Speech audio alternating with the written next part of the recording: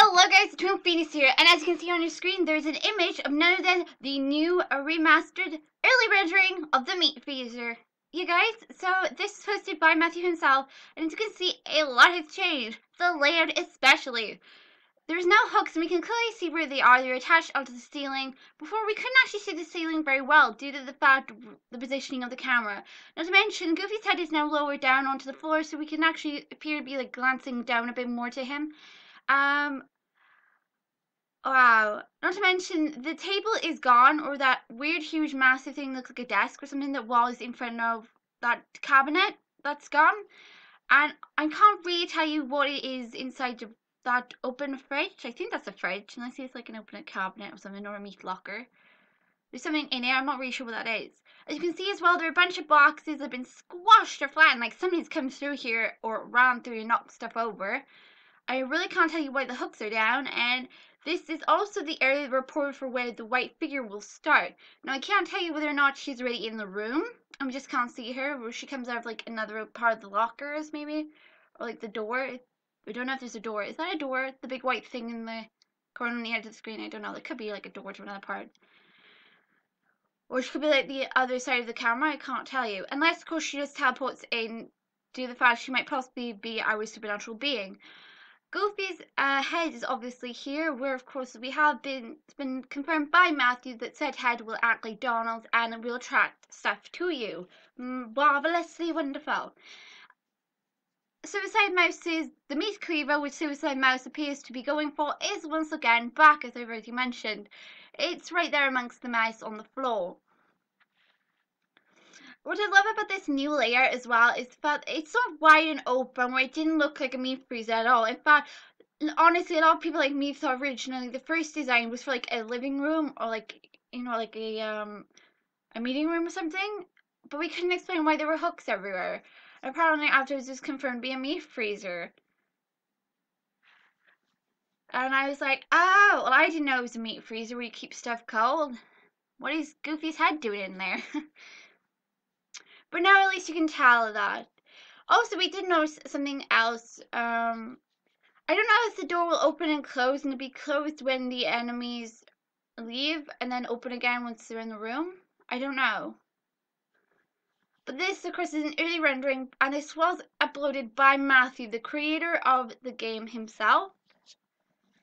And yeah, I really like this new layout. I love the positions of all the shadows. They're in the right position. Also, Goofy's head doesn't appear to have ears. And it's like fought back right behind him. Let's see. Also, just to confirm, as you can see, Matthew's name's at the top here.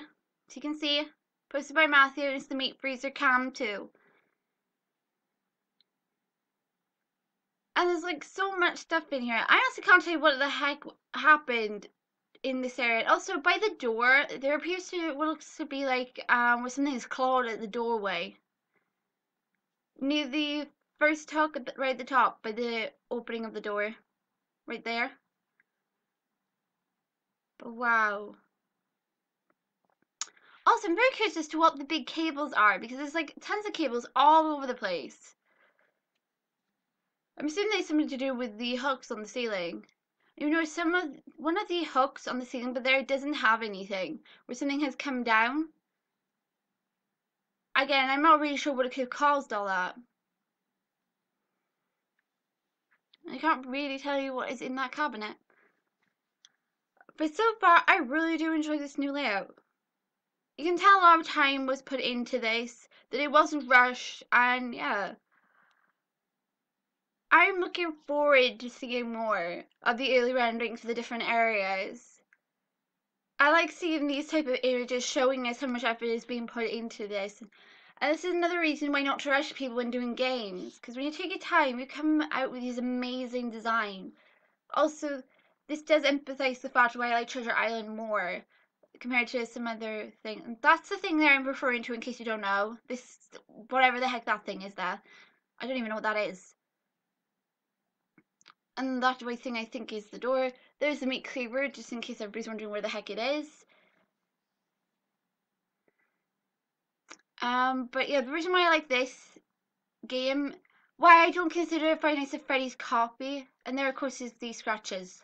In case people didn't see it before, it's right there.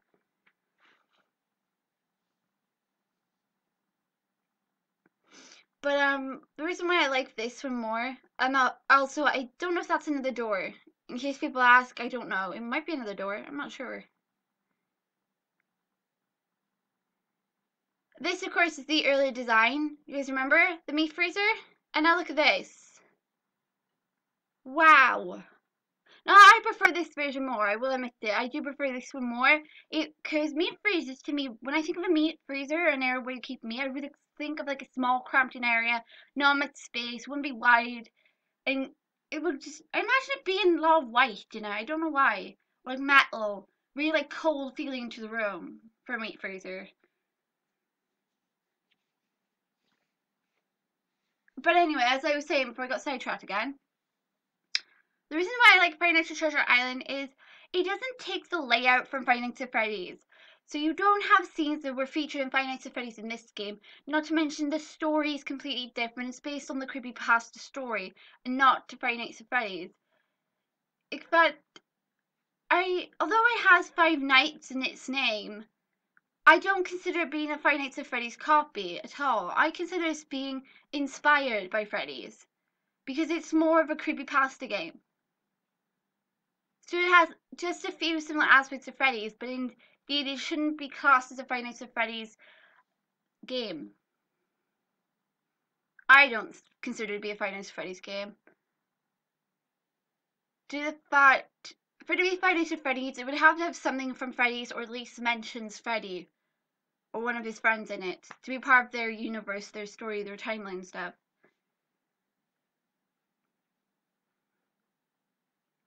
But this place is actually based on like a real location. Treasure Island does exist. It is like a 100% genuine place. They did shut it down due to something wrong with the wires. And of course it's based on Abandoned by Disney, but wow, I really like this new design. So guys, I don't know when this is posted. I don't think it was posted that long ago. So yeah, I thought I'd bring you and show you guys the new design. Looks like we are going to get a new design for every single area because Matthew's starting from scratch. So I honestly cannot wait to see how much this is going to change. I really love the new design for the office. That was fantastic. This is looking amazing. And I honestly cannot wait to see Suicide Mouse in this area. Anyway, guys, that was all from me. I'll see you guys in the next episode. This was episode 135 of Five Nights at Treasure Island. Be sure to check out the Wikipedia, and there'll be a link below. Bye-bye, guys. More vids coming right up on the channel. Bye.